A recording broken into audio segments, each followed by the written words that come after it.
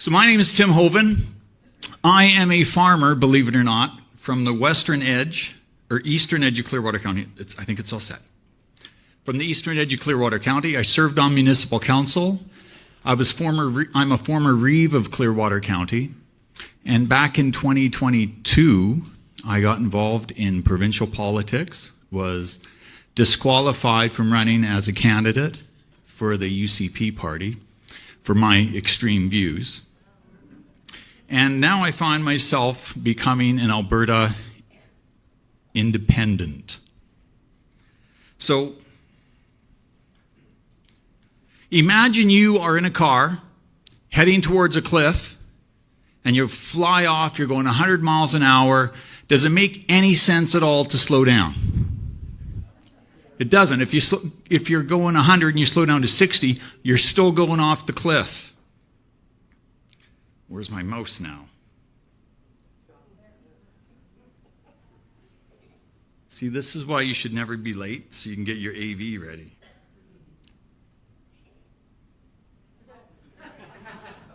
This, I think, is a perfect illustration of what's going on in Canada right now. We are heading off the cliff at 100 miles an hour, and none of our political leaders have enough common sense to say we have to change direction. And to me, that is what Alberta independence is all about.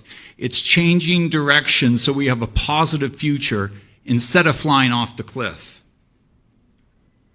What's that cliff? I'll tell you, this is not some conspiracy theory. This is not something you listen to some extreme guy on YouTube. A few months ago, this report was leaked out of the Prime Minister's office.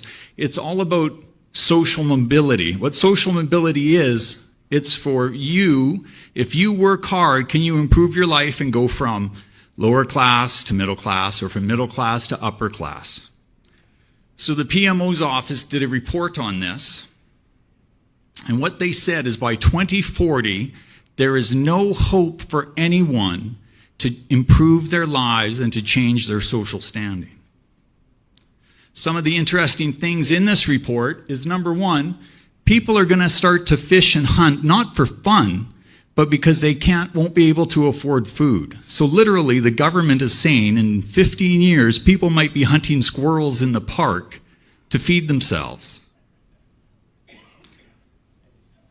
In 2040, owning a home is not going to be a realistic opportunity for not some, not for a few, but for many. The only way, according to the Prime Minister's office, the only way people can improve their lot in life is when your parents die and you get their inheritance. A very, very bleak way of looking at the future. A year ago, there was a secret RCMP report leaked. And what it said is that people may revolt within the next 5 years when they realize how bad Canada is and how they have no hope for improving things. So I'm going to give you a very, very brief history of Canada because we're running out of time. Canada really started in the early 1700s. It was a bunch of fur traders, a bunch of really rough people, kind of like most of Albertans right now. But our neighbors to the south decided to have a war for independence. And so when the Americans won that war, all the people who loved the British Crown, all the people, all the magistrates, all the people involved in trade with the United Kingdom, they were very disappointed and they left. They were frustrated. They were broke. They saw their way of life ending. So a majority of them moved north to Quebec, Nova Scotia, and they set up the same type of system that existed in the States and in the world. They didn't want the freedom that the Americans had. They liked it the old way. The mercantile system was the way the economy worked back then. Britain had colonies all around the world. They grew the tea, they grew the cotton, they shipped it all over to London, they processed it, and then London resold it around the world. The Americans didn't like that, because no matter how hard they worked, they were always just reduced to producing the raw materials, and London got all the cream out of the procedure. They made all the money. So the Loyalists move up to Canada, and they set up the exact same type of system. When these people took control, the fur traders and everyone who had been here before were so mad, they actually led 2 rebellions in 1887 and 1888. Most people don't know that, but Canada does have a history of rebellion. The Loyalists compromised a bit, and they gave these ruffians just enough to make them go home and stop fighting. And they didn't give them a penny more. So they kept the control, they kept all the power, and they kept all the ways to make the money and to take the cream. And then after Confederation, these people kept the same type of system for the new provinces being formed in the West. This is an editorial cartoon in a newspaper from 1915.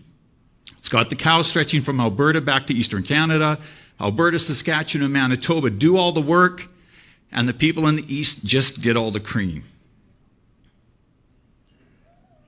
So, like Vince was saying, the people in the east who are getting the cream and not having to do all the work, they didn't want to change the system. They still don't want to have to change the system. Listen, if you had that kind of opportunity, if you had that system rigged to benefit you, would you want to change it? Of course not. Why would they give up a good thing? So this was just on X the other day. How depressing is this? In 2025, the average Canadian family will earn $158,000 in income and pay an estimated $68,000 in taxes.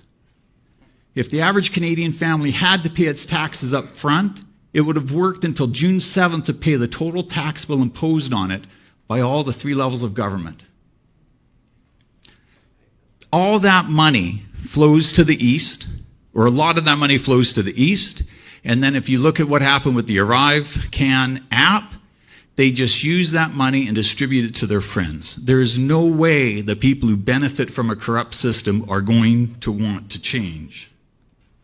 This will only stop when we make it stop. It is a corrupt system, and it's not going to be easy to change it. It's not going to be easy to break that system.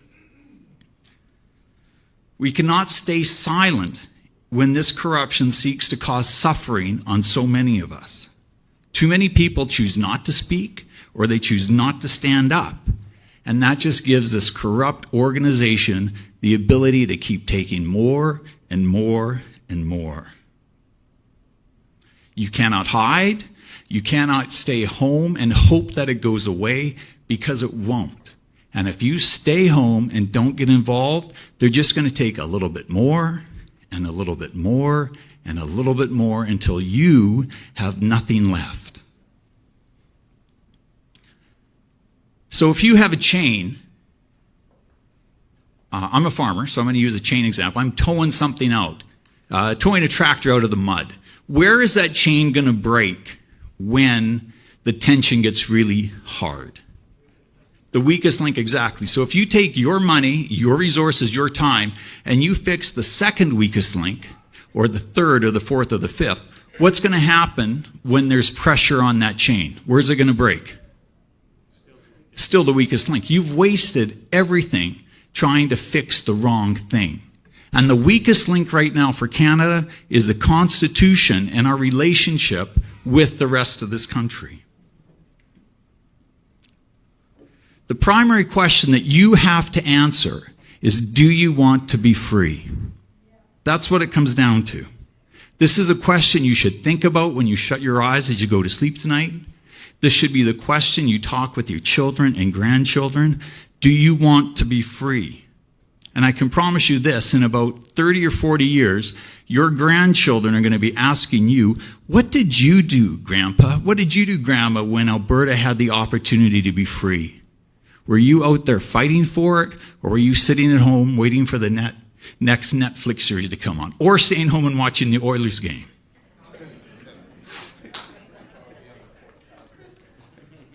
Is the future worth fighting for? This guy sure thought it was. Now, we all think this is a nice picture about freedom. This was taken in Tiananmen Square back in 1989, and a lone Chinese man stood up against a whole column of tanks. The photo doesn't do it justice. There's actually about 30 tanks all lined up, and one guy stopped them all. The sad thing about this picture, there should have been about 100,000 Chinese people standing in front of those tanks, because no one knows what happened to that guy. He disappeared. The communists took care of him. If freedom is worth fighting for, it might cost us a lot.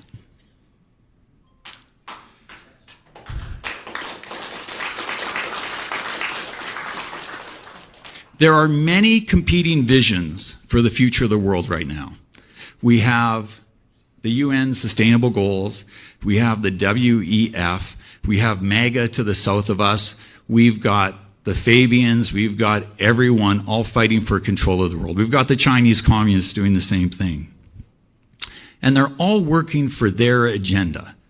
The problem we have, or one of the many problems we have, is that there is no agenda that focuses on making the world a better place for you, your children, or your grandchildren.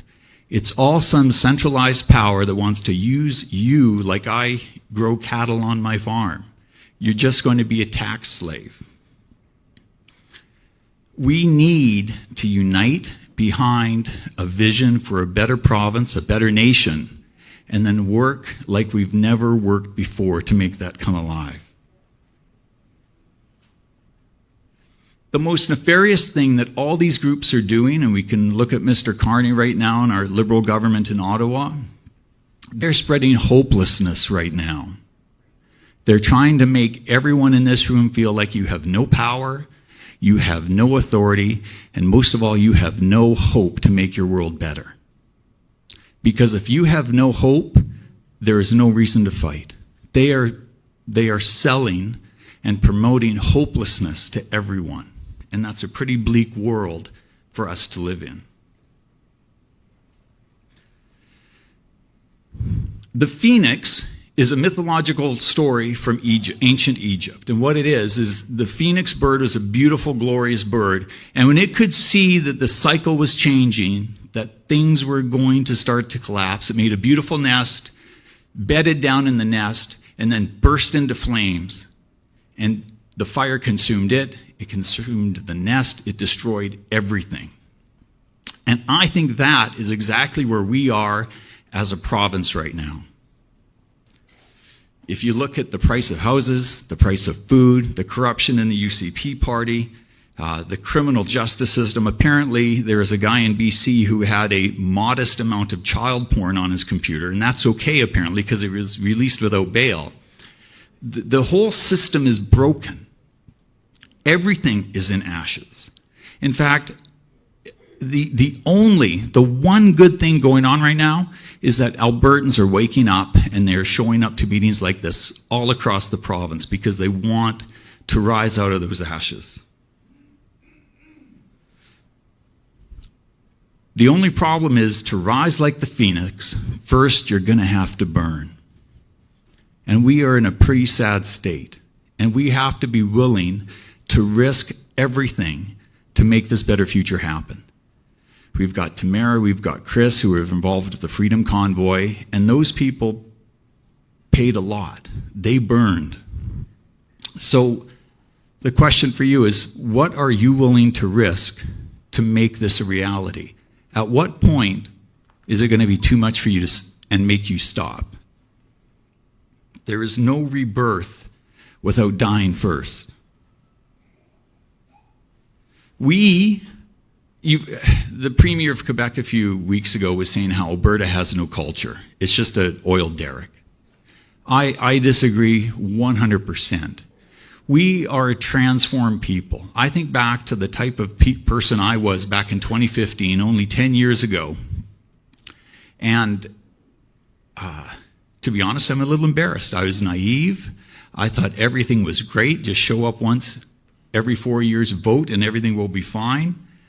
But 10 years of Liberal rule, having the NDP have power for 4 years, going through all the COVID restrictions, we saw how a democracy can fall into tyranny very, very quickly.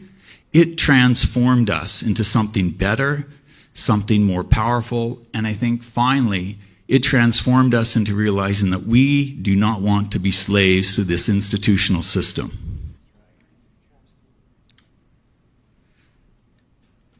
I've had many conversations with seniors, and they talk about how they could never, ever vote to leave Canada because of this feeling they have about it. And I think a big part of that comes back to the Super Series back in 1972 when Paul Henderson scored for Canada and defeated the Soviet Union. And so many people cling to these feelings and thoughts from 50 years ago as a reason that we should remain in Canada. We have to go on fact, not on our feelings. For younger people, it might be the golden goal that Sidney Crosby scored in 2010. But to be a nation, you need more than warm feelings and warm memories. This is a picture, a painting by Joseph Court from 1827. It's called The Flood. And what you have there is you have a man, and he's stretching and reaching, trying to save his old father in the flood. And meanwhile, right next to him is his wife and his child. And the saddest part about this picture is this man is going to lose everything because he's trying to save the past instead of saving the present and the future. So many of these elbows up Canadians are clinging to the past, and they're willing to throw away the future for some warm memories. Struggling to save your past is your doom. You will sacrifice the present and your future. Do not cling to the past. You need to save the future.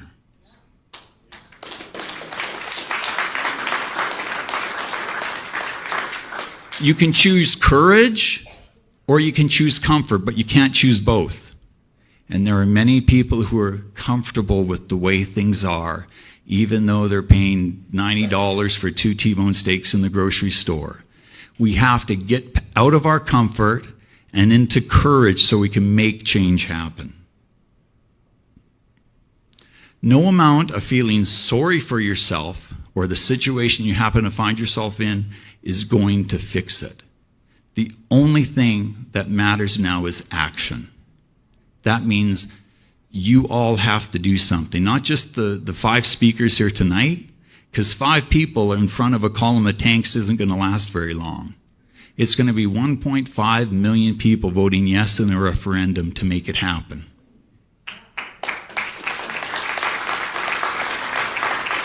Action is the only solution to our problems. It is useless to wait for a breakthrough, for the revolution, the nuclear apocalypse, or a social movement. To go on waiting is madness. The catastrophe is not coming, it is here. We are already situated within the collapse of our civilization. It is within this reality we have to choose sides. We cannot cling to the past. We have to look at the future, we have to look at our options, and then we have to make it come alive. At some point, you will have to stop running and take a stand. It's either you, your children, or your grandchildren. And it's better that it comes to you than to them.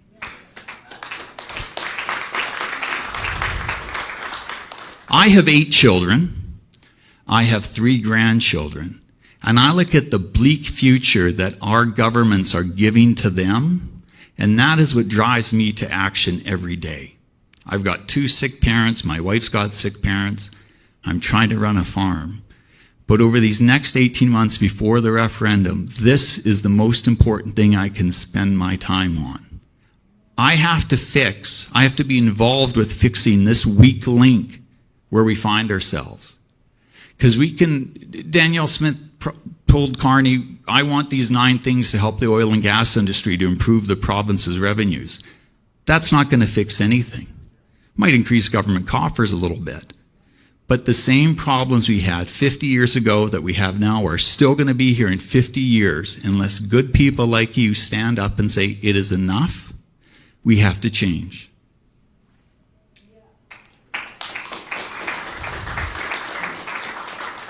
The future is in your hands right now. The future is in our hands right now.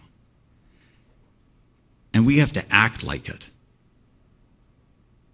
So what you can do, first of all, I'm a big believer in the power of municipal government. You Tonight, even, you could go home, find your local councillor or local mayor, send them an email, and ask where they stand on Alberta independence. We need enough people asking that and acting on it that all these politicians know that this will be the primary issue in these upcoming municipal elections in the fall. Another thing you can do, organize a meeting like this one. There are many speakers who want to come and share their story and tell people to act, but we need people like you to organize meetings so we can show up. Volunteer to sit on local boards like the Ag Society, run for local office. I'm the vice president of the Chamber of Commerce in Rocky Mountain House. Our chamber just received an award for being one of the top chambers of commerce in the province for this year. And because of my independent stand, I now have 2 people actively seeking to get me removed from the board because they disagree with my political views. This is only going to get harder and more difficult. There's going to be more scars. There's going to be more fire. But just like that guy in front of the tank, we need everyone to stand up and turn the tide.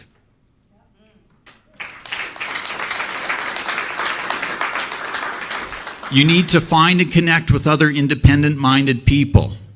If you sit at home by yourself, you won't have the courage to stand up. But by getting involved and organizing, you can make a difference. And then finally, you need to find candidates who are pro-independence in this upcoming election and work for them, donate money to them, and help them get elected so our municipal councils are all freedom-minded and independence-minded in October 2025.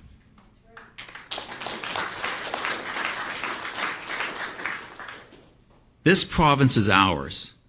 This nation is ours. It does not belong to Carney. It does not belong to the WEF or even the King of England or the Laurentian elite out east. It doesn't belong to Danielle. It belongs to us, the people of Alberta.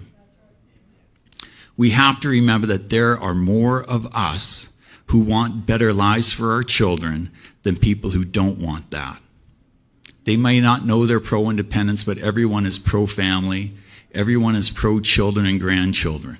We need to reach out to those people, connect with them, and get them activated so they can work towards this. We will have one chance to make this happen. One day, one vote to change everyone's future. One little check mark to change that weakest link for our children and our grandchildren.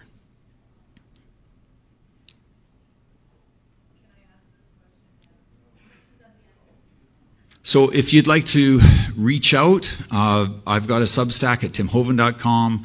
I am working on a website for Phoenix. It's phoenixalberta.com. You can sign up there hopefully in the next couple of days. But in closing, I'd like to say we have one chance. And so I hope that you can devote some of your life, some of your time, some of your money to make this a reality over the next 18 months. Thank you very much.